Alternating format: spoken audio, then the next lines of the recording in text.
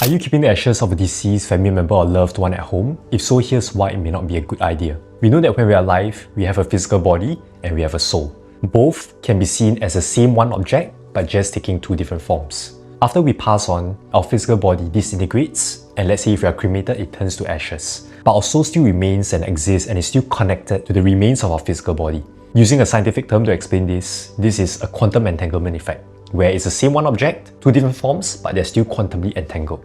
And so the state of one affects the state of the other regardless of space and time. So when you are keeping the ashes of a deceased person in your home, essentially the soul of this deceased person is also following on these ashes and in this case residing in your home.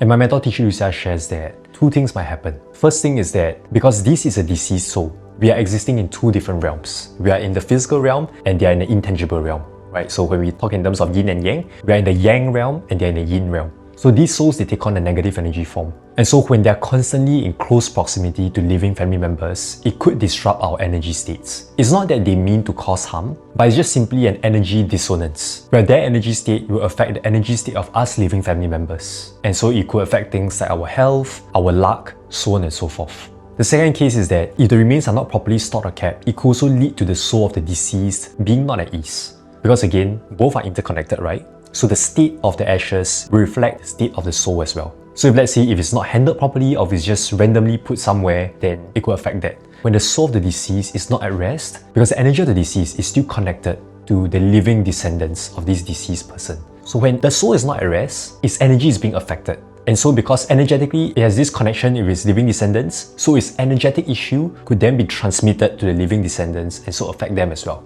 Which is why we hear of cases of how in a certain family line, because the ancestor souls are not at rest, this family always faces misfortunes or they have, bad genes from diseases that are passed down the family. So for this reason, Teacher Lu Xia shares that if you happen to be keeping the remains of a deceased family member at home, it's either A, you quickly, find somewhere proper to house it, right, like a columbarium or burying it in a grave, and so it can be properly rested and nested so that the soul of the deceased can be at ease and better continue its spiritual journey in the afterlife. Or secondly, you can set up a proper ancestral hall in your home. This procedure is best to consult a spiritual master who's able to look into this aspect of things and advise you.